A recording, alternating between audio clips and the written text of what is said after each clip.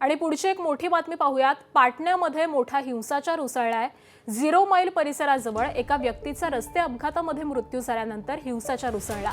संतप्त जमावाने पोलिसांच्या 3 जीप्सना आग लावली।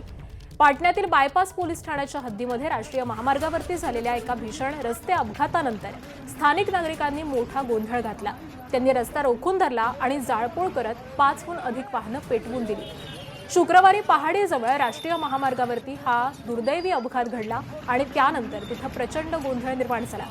भरधाव वेगाने येणाऱ्या बसची धडक लागल्यामुळे मनीष कुमार या तरुणाचा जागीच मृत्यू झाला।